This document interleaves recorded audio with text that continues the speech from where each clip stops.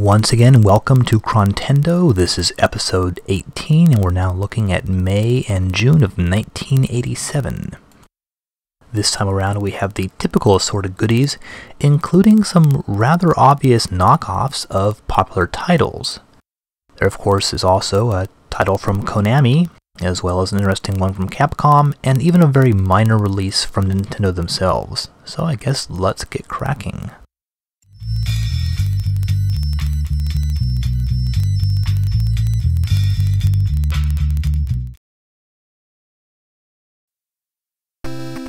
Once again, here we are with the first game of another episode, and this title is another DOG release, Houken no Fushijina Tabi, or How's Mystery Adventure. And this is the only Famicom game from developer Carry Lab. Plot is actually told in these opening illustrations.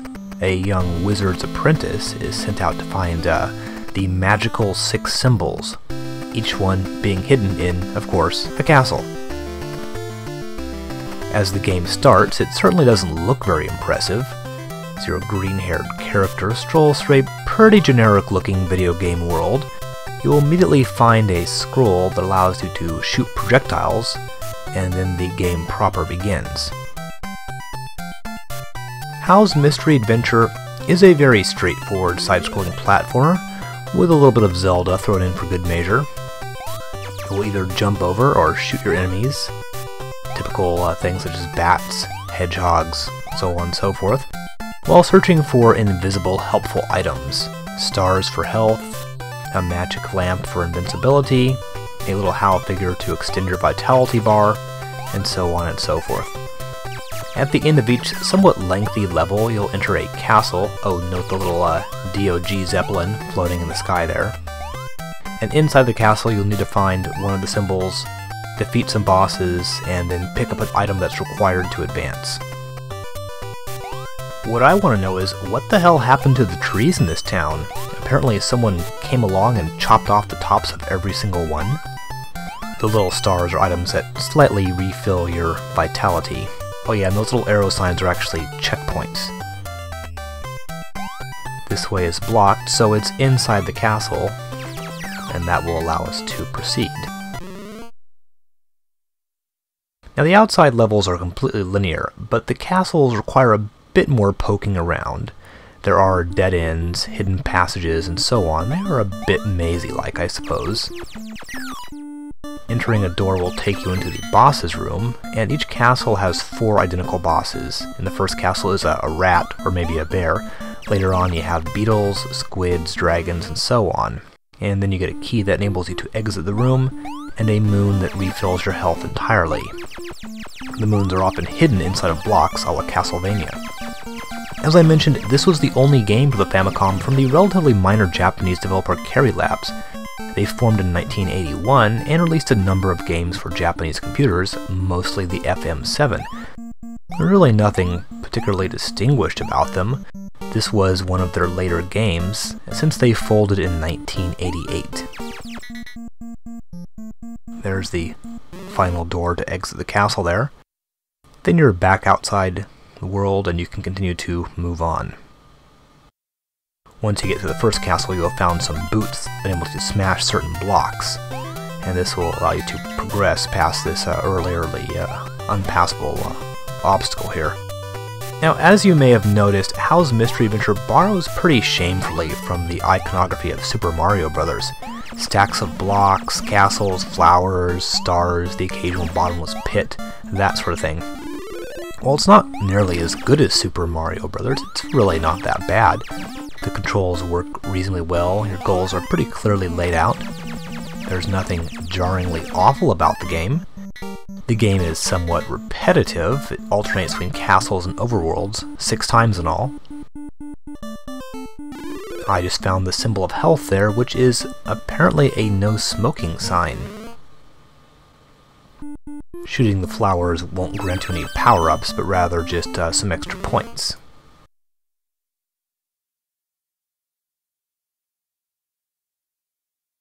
Now once you've gotten past the second castle, there is sort of a change of pace here. You drop down a pit, and then the game switches to an underground world. Again, this seems pretty much straight out of Mario.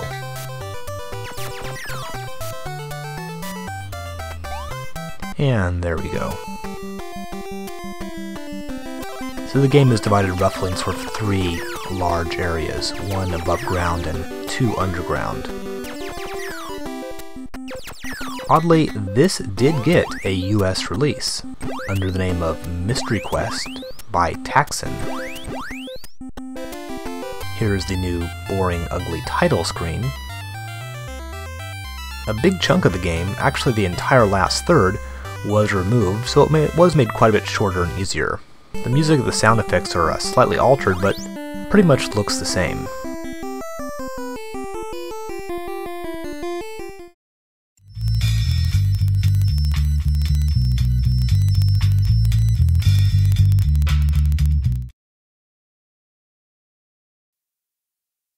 So if that last game bore resemblance to Super Mario Bros., this one might remind you of another popular Nintendo title. The rather odd title of this game is Seiken, Psycho Calibur. Absolutely no relationship to Seiken Densetsu, unfortunately. Seiken, by the way, means Holy Sword. As for Psycho Calibur, well, who knows? Some kind of reference to Excalibur? That's my guess, based on the rather odd spelling of Calibur. This is certainly neither the first nor the last time we'll see the animated gleam on the sword in a video game intro. So, onto the game itself. Well, this looks familiar. I think I've seen those trees before somewhere. Oh yes, this looks just like Legend of Zelda. Once you start playing the game, Seiken Psycho Calibur does nothing to shake off the Zelda association. It plays exactly like Zelda, which was released 14 months prior to this. A lot of Zelda-inspired games have been released, but really none have had the cojones to really imitate Zelda so blatantly. While this game was released by Imagineer, it was developed by a little company called C-Lab, who did a number of games, mostly for Imagineer and some other companies, and they continued to exist for quite a while, making the games for a number of consoles and cell phones and that sort of thing. Well, there is an unofficial English translation of this game, and a rather nicely done one at that, so we can read the opening narration and get an idea of what this is actually about. Well, it's evil spreading across the land, legendary hero to emerge, pretty much exactly as we would expect. Now, despite the obvious similarities to Zelda, there actually are a few differences. For example, here you collect money from monsters, represented by those blue jewels, but borrowing a concept from old RPGs, you have food as well, which is those pink jewels, which are constantly depleting. The whole thing of needing to have food or else you die of starvation is thankfully obsolete in most modern RPGs. You can increase your power, that's your life bar, or your force, which is your attack, through that training room you saw a moment ago. You have to buy your way to get into that. There are little houses scattered around where you can buy items or get some advice. Your first order of business is to rescue this fairy princess that's being held prisoner. You do this by killing the first boss and then getting a key. Here's sort of your item screen. I found some bombs there. There's a boss at the end of each level. This game is much more linear than Zelda. Basically, you sort of walk your way across the level to get to the end boss, then move on to the next one. Well, Seiken Calibur is a decently managed game. Even though its gameplay is certainly inferior to Zelda, despite the similarities of design, it's nowhere near as compelling as Zelda. The enemies aren't very interesting, and the levels are pretty uninspired, but it's not actually a bad game. So those who are interested in straightforward Zelda clones might find something to enjoy here.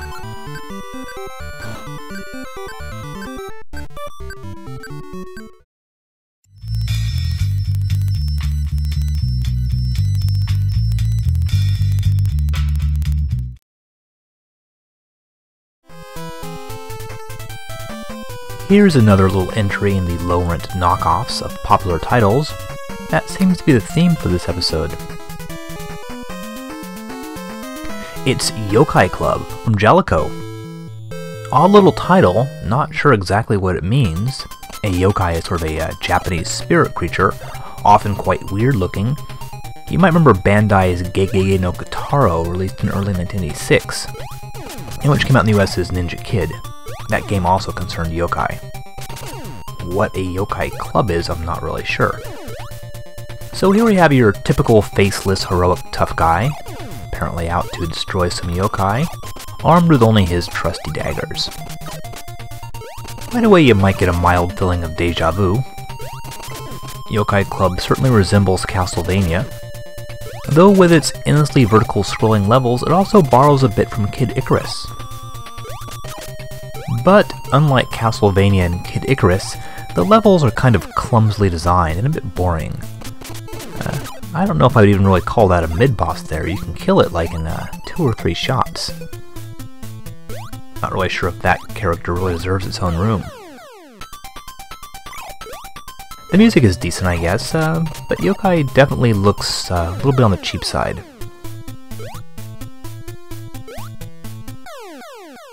So anyway, after a bit of jumping and dagger tossing, you'll eventually get to the first real boss. He should be up here in just a moment. Oh, one nice thing, you can throw your daggers right through walls. Maybe kill him and you collect those little red balls there. Okay, so here's the first boss. Sort of a weird looking guy, a bit of a pain actually. For a guy wearing robes, he sure can jump all over the place. You know, sort of like Kid Icarus, the difficulty kind of mellows out a bit as we get into more of the traditional side-scrolling stuff. I should mention that aside from killing everything that moves, you will occasionally pick up an object like a key or a power-up or something like that. Not to mention the usual stuff, health refills, temporary invincibility, and even a star that gives you a sort of pre-Ninja Gaiden set of shadow cells that allow you to throw more daggers at once. Well, here we've finally wandered into the ubiquitous forest level. The game kind of alternates between these sort of levels and then the more vertically oriented levels. I guess it does remind me a bit of Kid Icarus. Jalico is pretty good at making half-decent action platformer type games, and that's exactly what Youkai Club is, a half-decent game. Not exceptional, but it's certainly worth playing if you're into this sort of thing. The controls are not really that easy to use. As I've mentioned before, people tend to complain about the first Castlevania game as having weird controls, but compared to a lot of these other games, I mean, they're very good. This one, for example, controlling your character is certainly not too easy. One thing is when he jumps, he can actually sort of stay in the air for a little bit and sort of move while he's at the height of his jump. I guess that's useful at times, but on the other hand, they're certainly sort of not standard jumping controls. I guess is as befitting for a game with a title like Youkai Club. Eventually there's sort of like a Japanese kind of theme to some of the environments. We sort of reach what's apparently some sort of ninja village with like sort of little foxes running around and that sort of thing. Even get to sort of go down a well, Mario style, by a few more things. Take a look at these scenes, you'll definitely see some pretty heavy Castlevania influences in some of the designs. And beyond that, I don't really have that much to say about this game. It's pretty unremarkable. I'll just go ahead and let the video run for a little bit longer in case you're interested in seeing what this thing looks like.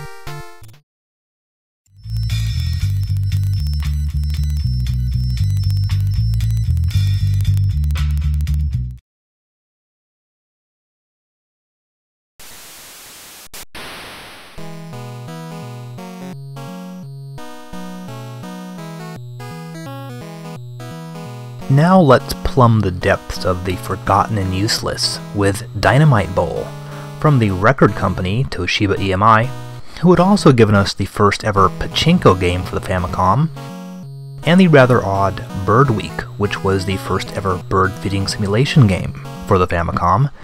Now it's Dynamite Bowl, the first ever bowling game for the Famicom. So while they don't make good games, at least Toshiba put sort of new things on the system. Since the cover features a gorilla holding a bomb with a burning fuse, you might think this was going to be an interesting and exciting game. But no, it's a mostly by-the-numbers bowling game. Pretty much the most interesting thing is that up to 5 players can compete. So you choose your character, choose your ball weight, choose the lane number, though the lanes are all the same. Then you do the simple line up your character, hit the buttons to control the direction and power, much like Nintendo's Golf. And there you go.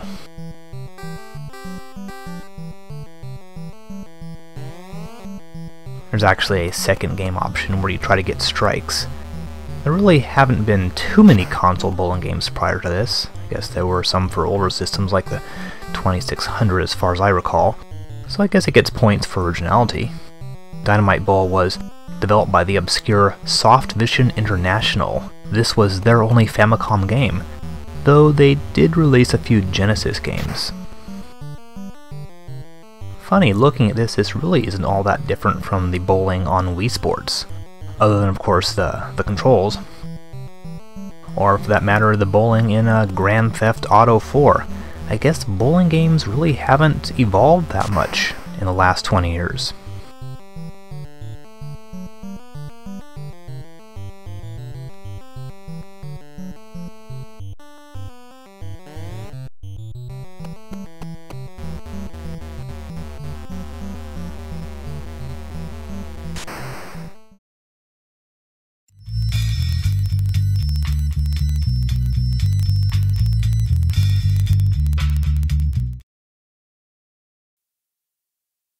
Okay, so nothing too exciting this episode so far, but here's one you might recognize. As it was released in the US for the NES, it's Capcom's Section Z. Thing is, didn't Capcom just release a game last month? Well, don't get too excited, there's going to be a while before we see another major release from Capcom, but when that title does arrive, it's a doozy.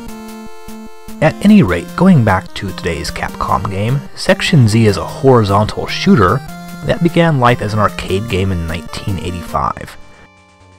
The original version is pretty straightforward. You just kind of fly and shoot everything that comes your way. The feature that made Section Z a little different from most shooters is that by hitting the second button, your character would turn around and face the other direction, thus making it sort of a predecessor to Sidearms and Forgotten Worlds, which were released in arcades by Capcom in 1986 and 1988 respectively. Some sections also found you moving in a vertical direction, though still facing sideways.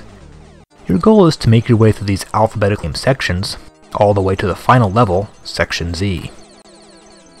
Last episode we saw how Capcom completely reworked Pirate Ship Higemaru for home release, and they do exactly the same thing this time. This looks a little bit like Gradius, doesn't it? Well, since Famicom couldn't replicate the rather cool backgrounds on the arcade title, the overall look of the game was changed, not to mention the enemies and your character were redesigned. Additionally, the bombs that you drop were removed from your arsenal. And Section Z doesn't really start out very impressive looking. Like I mentioned, it does kind of resemble sort of a minor Gradius ripoff from the first few levels, but here's the thing. Section Z is made up of a bunch of shorter levels, 60 altogether, and at the end of each level there are 2 teleporter beams, which will take you to a different level. So depending on whether you choose the top or the bottom teleporter, will depend on which level you go to next. Furthermore, certain teleporters will actually be blocked. To make progress in the game, you'll have to unblock the teleporters by destroying a generator. These generators function as sort of mini-bosses in the game. They shoot these little homing missiles, but you can use the platforms there to avoid the missiles, hopefully. Now once you've destroyed the generator, you'll get a little life extension bar, and you'll need to go back to an earlier level in order to access the previously closed teleporter beam. Some generators are virtually impossible to defeat unless you found certain power-ups. For example, the shield. Unlike in most shoot-'em-ups, the power-ups aren't just sort of randomly dropped all over the place, but only appear on certain levels. So you need to scour the game's many sections in order to remain stocked up. But still, Section Z is very much non-linear. This will show excellent use of the shield right here. There are usually many possible paths you can take to get through this game. You can skip some sections entirely, and you'll frequently have to go back to earlier sections. There are a number of sections that can't be skipped, like those with generators or bosses in them. One complaint about Section Z, the bosses aren't really too exciting. For the most part, they're pretty small, and are usually defeated by a lot of button mashing. The later bosses get a bit tougher. One thing that's a little odd about Section Z is it's still called Section Z, even though the sections no longer have letters, they now have numbers. Like here's Section 39, for example. And as I think I mentioned earlier, the last section is Section 60. For the US version, they put a little bit of extra plot into the description found in the booklet. Early Capcom games were released in the Captain Commando Challenge series. I guess supposedly that's what Capcom stood for, Captain Commando. So in this game, you and Captain Commando are somehow teaming up to defeat these aliens. Plot description found in the instruction booklet doesn't really make a lot of sense. Eventually, of course, Capcom dropped the whole Captain Commando business. These sections here kind of remind me of like Salamander. They have like that sort of organic, inside an alien being type feel to them. So it's that kind of like sillier sort of background there. Here we're coming up to another boss. I've actually upgraded my weapon to the most powerful in the game there. It's a little bit trickier to get because you have to get certain weapons and then get them a second time. This enemy is a bit of a pain. Once you hit him enough, he breaks up into these smaller sections that keep following you around and shooting at you, but they also keep appearing and disappearing. Sometimes they like reappear right on top of you or sort of trap you in a corner. While you can take a number of hits from bullets, you know, that's your life bar there, even touching a single enemy will kill you. Now, Capcom appears to have borrowed a page or two from Metroid while designing this game. Aside from the non-linear structure and backtracking, the environments have sort of a Metroid-y kind of feel, and the final boss is even called L-Brain. This last boss is actually pretty annoying, because it's guarded by a shield, which must be destroyed, but reappears after every couple seconds. So while Section Z is sort of a classic, not everyone likes it. As a shooter, it focuses more on exploration than typical shooting action, so it's definitely not everyone's cup of tea. This idea has been attempted before. You remember the scroll RPG shooter Galg from numerous episodes ago? But I think Section Z is really the first game to do this idea successfully.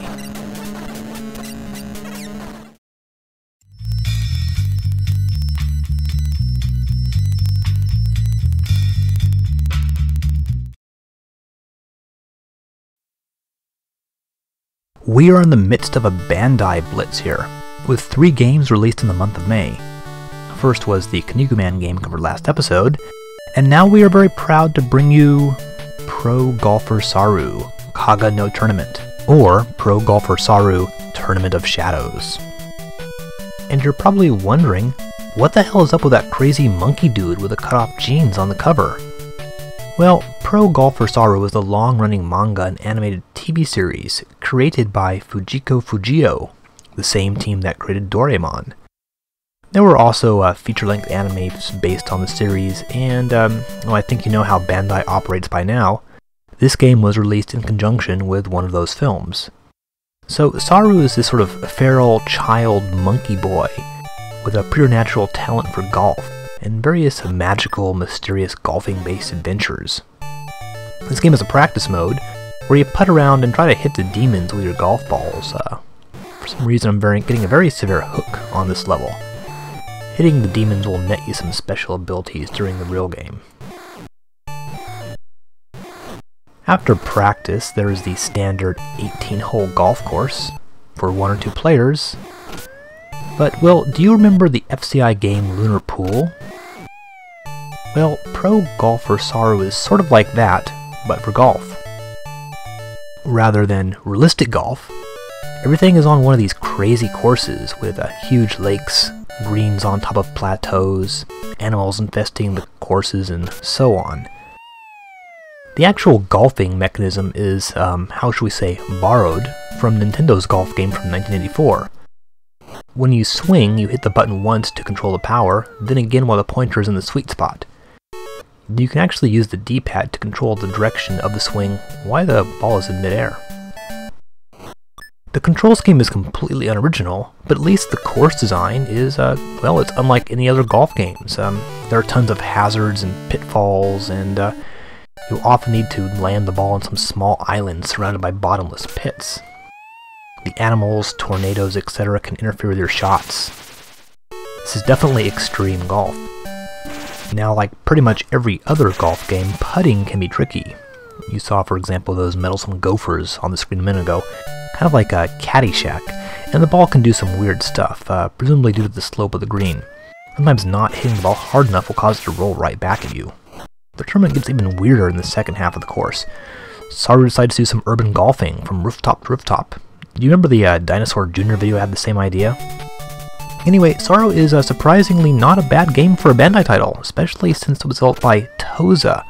While Toza does a lot of crap, they can turn out competent work if they want to.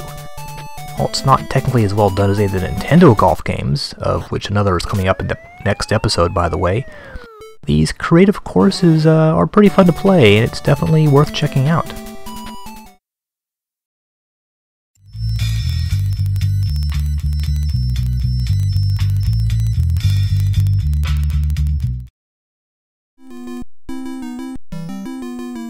Whoa, we are going Bandai crazy this episode.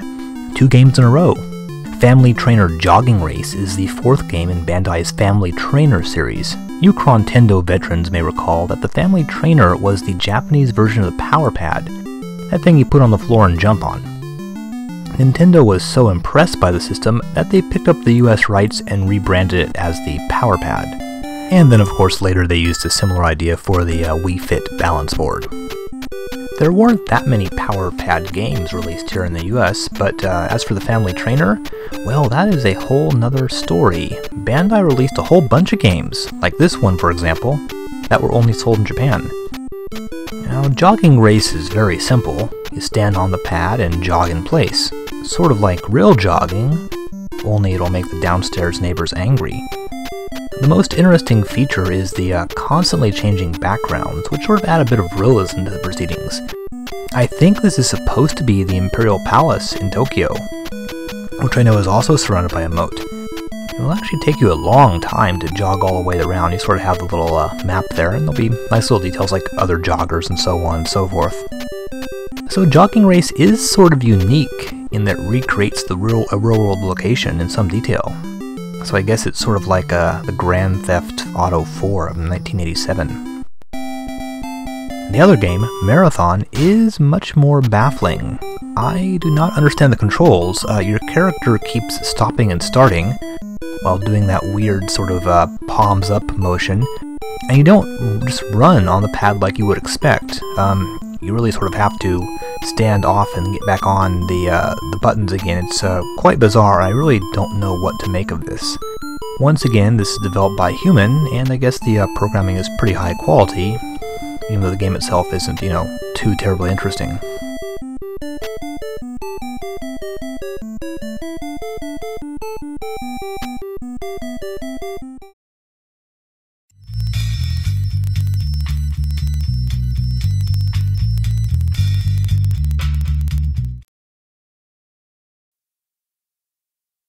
Another Chrontendo episode, another Konami game. Well, 2 if you count the game after this one. But our big Konami published game this time is Meikyuu Jin Dababa, Maze Temple Dababa. Perhaps not as exciting as the last episode's I Senshi Nicole, but a good, if unusual game. Konami once again proves themselves kings of the opening prologue. Just like Nicole, we have the kidnapped girlfriend style plot being set up in this little sequence.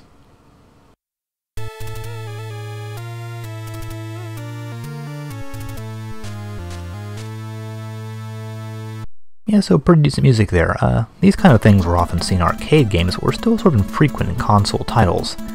Games released for home systems had the luxury of coming with booklets to explain the plot. Gradually this would change, and we'll soon see games with much more elaborate openings and cutscenes, but for now that was about as good as it gets. One thing that sets Dababa apart was the Indian theme of the game. Well, Dababa is the standard Konami Zelda-like top-down, non-scrolling adventure game, just like Nicole or King Kong 2, but with one unusual quirk: your character can only jump, not walk. There's a grid laid down over the floor, and your character and the enemies move by jumping from square to square. You can't change directions or stop in mid-jump, so be mindful of where the enemies are jumping. That is of paramount importance. You can shoot projectiles to destroy enemies, but it's best to do so from a distance so no one lands on you while you're firing. Each section is a few screens tall and wide, but much smaller than levels in games like King Kong. They tend to be somewhat maze-like, with dead ends causing you to backtrack. Generally, you'll need to collect a glowing book to open the exit door. This is done by jumping on those breakable tiles. Also, you may find various items and power-ups and jumping on other breakable tiles. There will occasionally be the heart-shaped refill for your health. The iconography of video games is starting to be a bit more consistent, with hearts usually indicating health, for example, unlike in Castlevania. There are some curveballs thrown in the game. This level, for example, has no enemies, but does have a very strict time limit. The screen is gradually disappearing, and you'll need to activate the book ASAP. Might take a few tries, because it seems like even a single extra jump will prevent you from reaching the book in time. Kind of a tough little level. Trying to activate the book now. But in fact, as you'll see, I'm a little bit too late, can't get to it. Overall, Dababa is an intriguing game and actually quite addictive. It was obviously never released in the US, and seems like a minor Konami title, even in Japan. One thing that is a little bit different from the rest of the game are the boss battles. They're done in the side perspective, and it'll actually remind you a lot of the bosses in Castlevania. Here's the first one right here.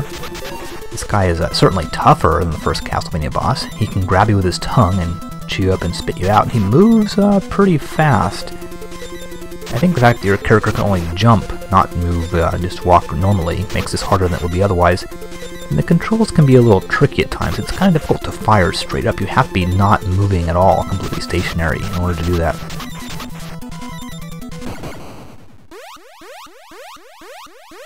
Whatever that is, it makes your little guy seem quite pleased. So aesthetically, Dababa is a pretty pleasing game. Nice colors and designs, rather cool music. While I wouldn't really brand this a classic, it's certainly worth your while to check out.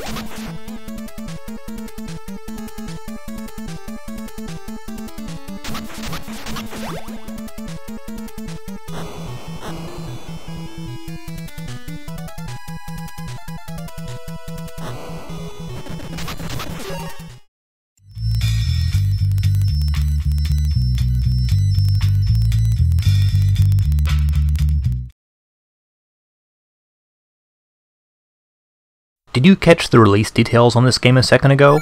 If not, check it out here on the title screen. Yep, developed by Konami and published by Nintendo? What's that about? And by the way, we don't really get to see little FDS mascot guy in games very often. But there he is. So what's the story on this? Well, this is a port of Konami's 1985 arcade game, Konami Ping Pong. Obviously renamed for the FDS release. This is the arcade version here. Features the Konami Penguin instead of the FDS dude in the title screen. Now, ping pong holds a special place in video game history. Think of Pong, the first commercially successful arcade video game. There weren't many realistic ping pong games around, which is exactly what Konami Ping Pong is. Right down to the creepy-looking, floating, disembodied hands. This FDS version here is a very accurate port. It looks almost exactly the same. You could almost overlay screenshots on top of each other and they'd match up. Well, in Smash Ping Pong, the table has no legs, and the penguin in the audience has been replaced by Donkey Kong. You can see him there on the right side. And the controls seem a little off in the FDS version as compared to the original, but they are very similar. So Smash Ping Pong is just 100% pure ping pong and nothing else. The control scheme is a little odd. Use the left or right on the D-pad to swing rather than the buttons. The buttons are used to serve the ball and to reverse the direction of the paddle. Unfortunately, I'm terrible at this game, and was never really able to master the controls. Kind of like Nintendo's volleyball, I guess. I don't know if this game made a huge splash. It was never released in the US. And I don't know how Nintendo ended up licensing the game from Konami. I don't think Nintendo ever published another Konami game in Japan. I can only assume Nintendo was running short on finished games and needed something to fill out their release schedule. Maybe the problem was that Nintendo was busy developing a game for an outside publisher. But you can see what I'm talking about in a couple episodes down the line. Remember, of course, Nintendo did not have a huge stable of second-party developers like they do now. Well, if you like ping pong, I guess give this a try.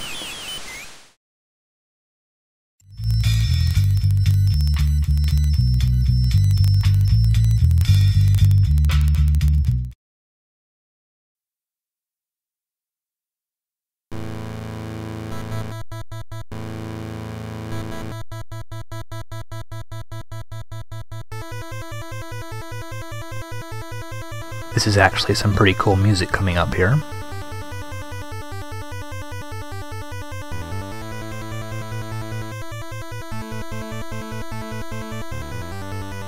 And a pretty stylish logo. I sense a crossed swords theme. Read into that what you will. Anyway, this is Deep Dungeon 2 from Hummingbird Soft on the DOG label. We covered the first Deep Dungeon game back in Chrontendo 13. The screen where you save your game, however, is pretty basic looking. Now note that Deep Dungeon is a hardcore dungeon crawl game. This screen is the entire outside world.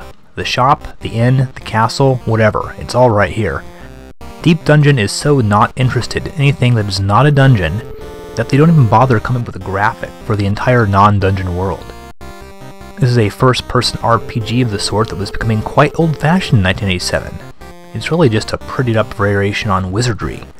So you buy your weapons and your supplies, don't forget to equip it, and then wander around the dungeon killing beasts.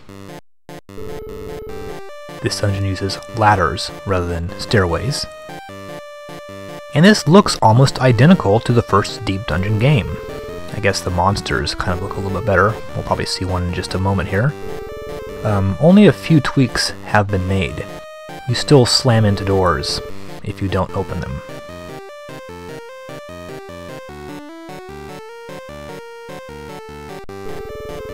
Actually forgot to equip my axe there. Good way to get yourself killed easily right off the bat. Okay, there we go. And enemy fighting is pretty much just sort of, you know, hit your attack button. You can also run. But really not exactly a whole lot of strategy. Oh, and of course you can still run into the unexpectedly tough enemy that will kill you instantly, like just happened here.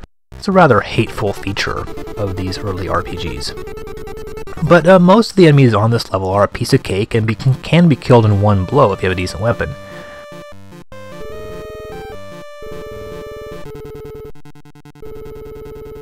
There's sort of the typical skeletons and insects, and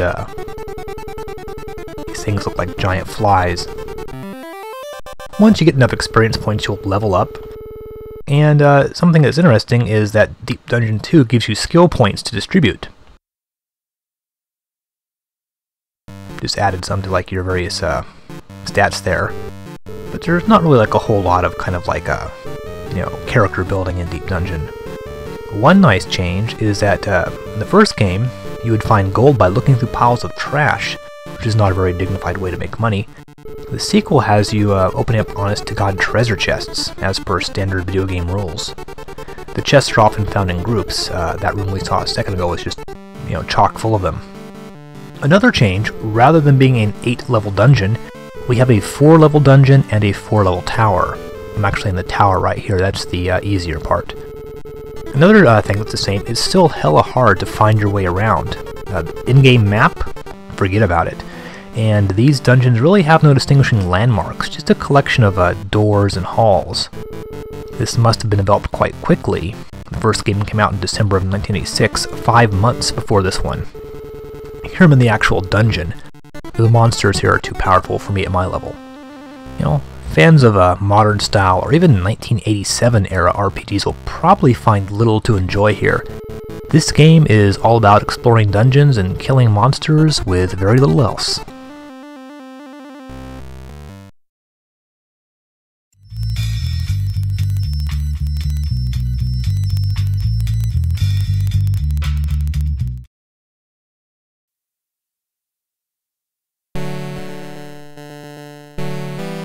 We enter the month of June with episode 18's What the Fuck game. Every episode has to have one. This time around, it's Reflect World from an otherwise unknown company called East Cube. Who are these guys? Who knows? But this is their only Famicom game. That's probably a good thing, since Reflect World rivals Super Monkey Daiboken in being seemingly pointless. I'm sure there is something to do in this game, but from my experience playing it, I certainly couldn't figure out what it was. Reflect World's booklet supposedly details some sort of elaborate plot behind the game, But there doesn't seem to be any hint of this in the game itself. No opening cutscenes, no dialogue, nothing of the sort. What little text there is actually all in English. You play as this armored tank and drive around this maze-like surface of the planet, which has the same rust coloration that is used for the ground in so many Nintendo games. You come across a variety of sort of random-looking enemies. When you shoot them, you get money. Killing for money, such a common theme in these video games, all thanks to Dungeons & Dragons, I guess. Your tank is unusually customizable, and there's different sorts of weapons you can equip, and you can increase the fuel tank capacity, and so on. All of this sounds cool in theory, but the application is not very impressive. After driving around for a while, eventually you will find these sort of caverns that can transport you to different parts of the world. But these other areas seem just as uninteresting as where you start out. By the way, combat is a little difficult in this game. You can take a lot of damage, but you will end up getting hit by enemy fire a lot. You're pretty slow and bulky, so you aren't really able to dodge enemy projectiles, especially when dealing with larger foes like this one. They shoot out a whole lot of bullets. This makes sense, I mean you are a tank after all. There's this small underground area, and this takes you out to another area, but again, doesn't really seem to really go anywhere. This is an odd section. In order to move around this heavily forested area, you need to utilize your secondary weapon, which doesn't harm enemies but destroys trees. You'll need to cause some major ecological damage in order to explore this area. Not that there's any good reason to.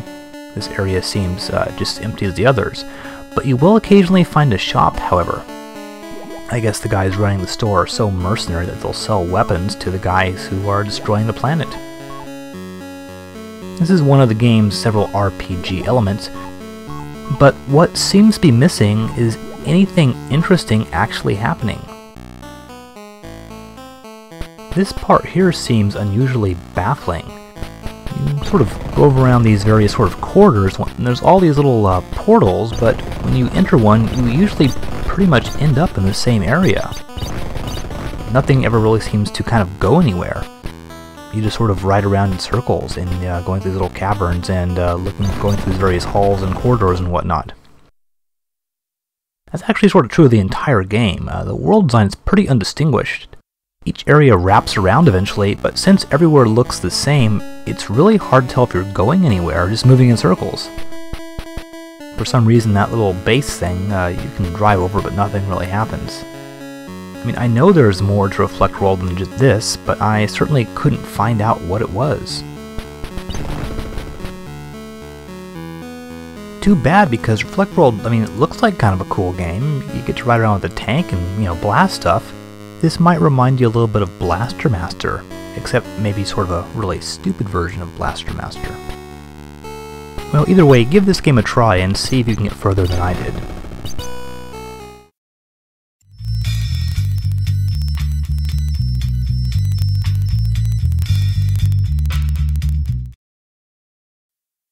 They say that in every life a little rain must fall. Likewise, if you are dedicated to playing every Famicom game, you are going to have to eventually play SNK's Athena. Has a reputation as one of the worst titles released for the Nintendo in the United States, but is it really that bad?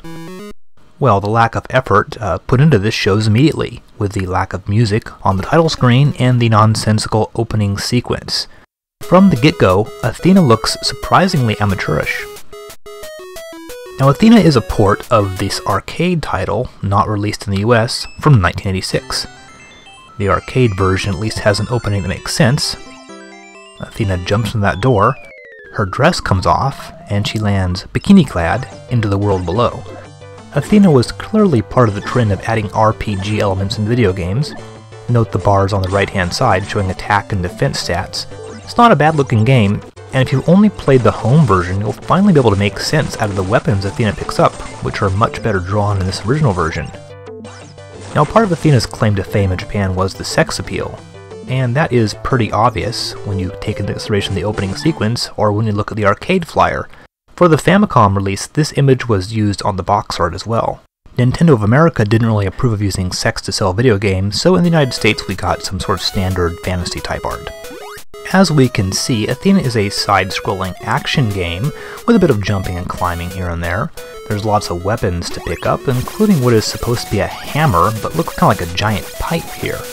There's also a variety of armor in many different colors. However, because the attack and defense bars have been dropped, it's not really clear how powerful any of the items actually are. As is evident from this video, Athena looks a mess. Ugly graphics with tons of flicker, rendering the action almost incomprehensible at times. Factor in the bad controls and the less than stellar level design, and you'll see why it has such a bad reputation. But wait, there's more. You're always having to break blocks to find hidden items in order to make progress. But only certain weapons can do this. The ball and chain, or Morning Star, or whatever the heck that is supposed to be, is a great weapon, but it's impossible to hang on to. Enemies frequently drop weak weapons, such as the sword or the bow and arrow, which I now have here, and they're pretty much useless. Touching one will automatically exchange it for your current weapon. So if you have a good weapon, you'll be trying to avoid enemies entirely so that you accidentally don't get a weapons downgrade. Bad weapons are also frequently found hidden in blocks. That's how I got the bow and arrow. Now here's the first boss, a killer tree. Get this, it can be killed with one shot if you get past the fireballs. Pretty disappointing boss there. Even the level transitions in Athena are awful. You suddenly get a black screen and boom, you're in the next level. Same with the deaths, the screen goes black the split second you touch an enemy. Now while the arcade game had problems, a lot of the blame can be placed on Micronix, who developed this port. Micronix is the notorious contract developer also responsible for the early Capcom ports and the ports of Ikari Warriors. The question is, why did reputable companies like Capcom and SNK use Micronix to do their console ports? How do these guys keep getting jobs? I mean, just how cheaply did Micronix work? Were Capcom and SNK such arcade snobs they just didn't care about console ports? Kind of odd that SNK, a company known for releasing the absurdly expensive Neo Geo console, which allowed for arcade perfect home versions, would be satisfied with home ports like this. So, I guess the arcade version of Athena was a decent little title, but this port is so flawed it makes it pretty unbearable. Of course, Athena is only bad compared to the work of other major publishers. If you compare it to something like Lost Word of Jenny, I mean, it's actually a lot better than that. So it's not exactly great, but not really as bad as you might think.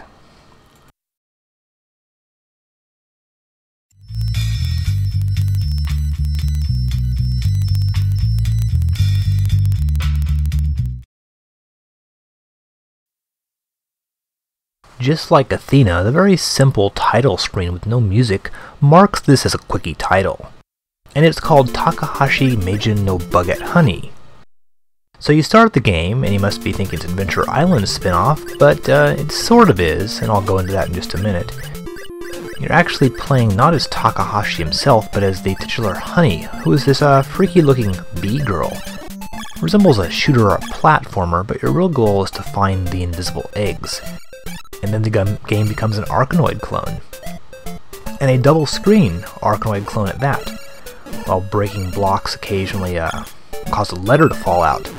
Sometimes catching the letter is good, and sometimes it'll blow up your ship.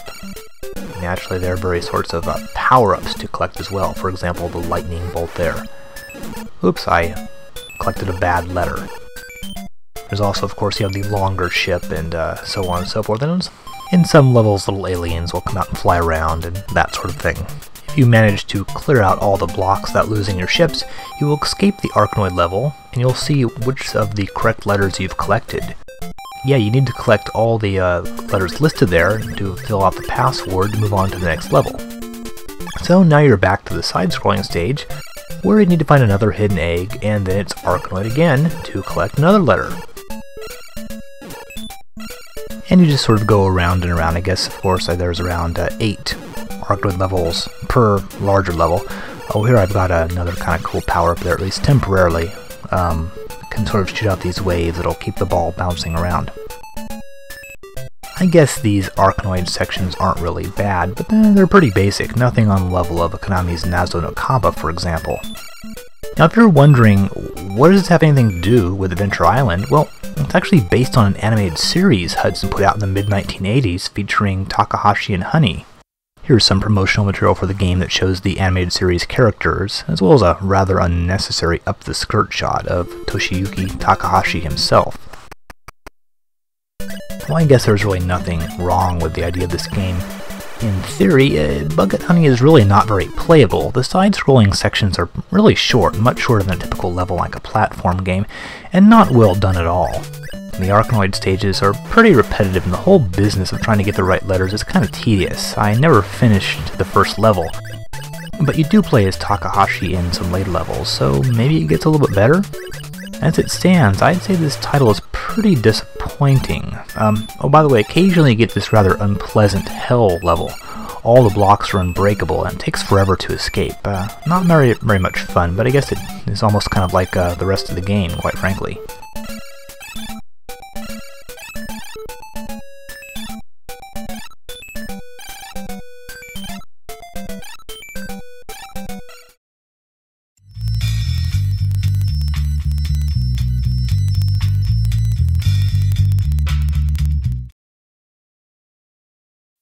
Okay, check this out.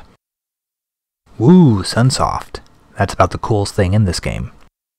Yep, it is the second Nazoler Land magazine game from Sunsoft and the Japanese publishing company Sakai Bunkasha. The first game came out back in February, as you may recall from a few episodes ago. Okay, also cool is the loading screen and the menu screen. See, it's sort of like having 6 separate Famicom games.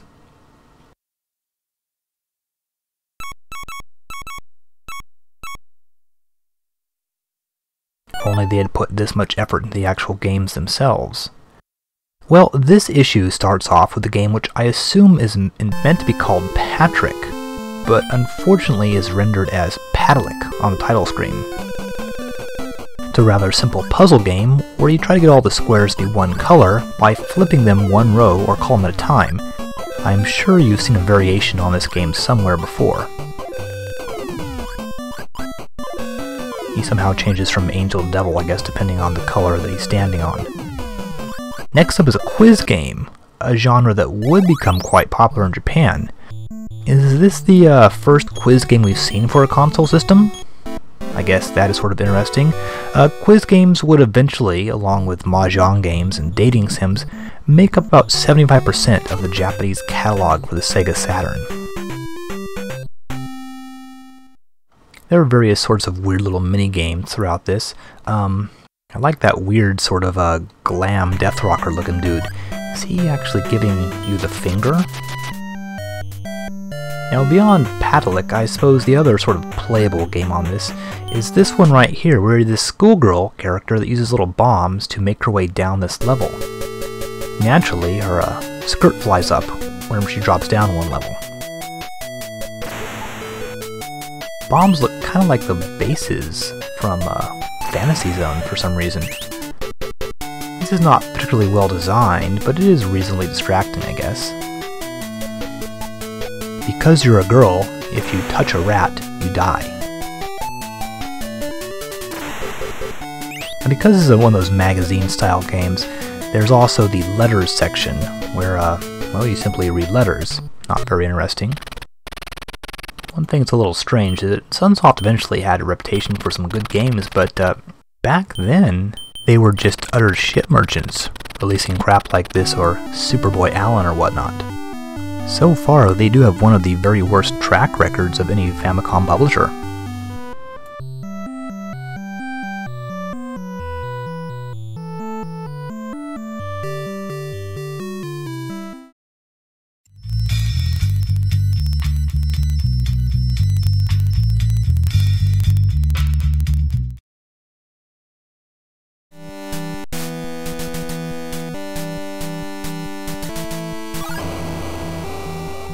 Originality is not a virtue we find in every game, especially this episode.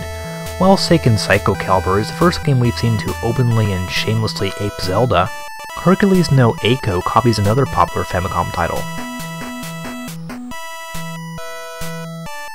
This does have a pretty decent musical theme, however.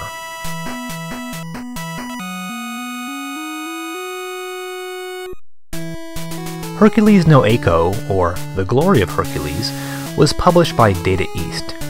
though it's not really clear who developed the game. Data East only recently started releasing original titles for the Famicom. Prior to this and the Tantei Jinguji Saburo game, they stuck mostly to ports of older arcade games. It just goes to show how much the Famicom is changing. We're seeing episodes with only a couple ported titles, and the rest all being original games. At any rate, you may have figured out that Hercules no Eikou bears more than a passing resemblance to Dragon Quest, right down to the style of character sprites, the menus, the world layout, and the general gameplay. You talk to the townspeople, enter the shops, buy equipment, and then set out in the world to fight random monster battles.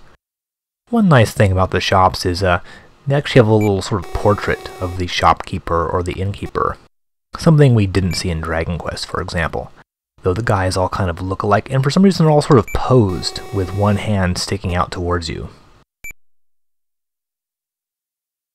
Now one sort of cool thing about Hercules is that your character actually changes appearance based on the armor that he's equipped. As we can see here, I've also got a little shield. Another interesting difference is the town and the overworld are on the same screen. That is, the town and your character are life-sized on the overworld map. In Dragon Quest, the overworld maps were a bit more symbolically represented, with sort of a giant-sized character wandering over a map representing kind of your travels over the world. Hercules is more in line with games like Hydlide, with the way the overworld is presented. The combat is essentially the same. You and the enemies take turns smacking each other.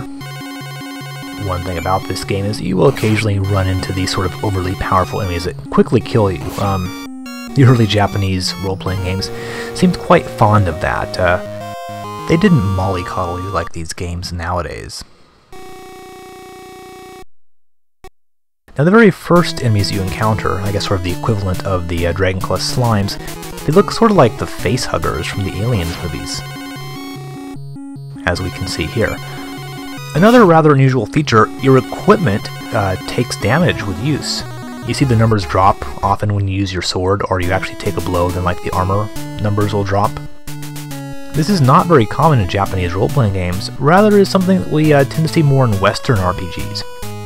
Something we actually see a lot of nowadays. For example, take the new Fallout game, for example. I guess depending on your feelings, it's a bit of added realism and depth, or maybe it's just an extra annoyance. So while this is clearly a Dragon Quest clone, in fact it's the first honest-to-God exact Dragon Quest clone we've seen, it's certainly not the last. And you might be wondering, is it any good? Well, it's hard to say. I didn't really play it very much. The first Dragon Quest wasn't exactly an enthralling game, but at least it offered something new. That's certainly not the case here. While this game doesn't seem to be too well remembered, there were some rather better-known sequels for the Famicom and Super Famicom. And rather surprisingly, a new entry in the series, Hercules no Eikou Tamashi no Shomi, was released for the DS in 2008. Here we are going into the inn to heal up and restore your HP, but won't actually restore your armor or weapons. Now you can't get very far without passing by the first boss. Even at level 4 I got killed rather easily, so it seems this game is a little bit on the grinding intensive side. Well, I guess it's sort of cool to see Data East take kind of a bold step in releasing this game. It's really not that interesting of a title.